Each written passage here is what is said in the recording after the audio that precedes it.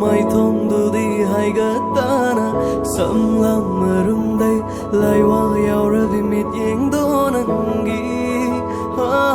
mai thông du đi hay gật ta na sầm lam mà rung đây lại hoa yau ra vì mít yeng đó nang gi huran huran lo na yeng ba nang gi mít yeng na tha môi say khudum chan khare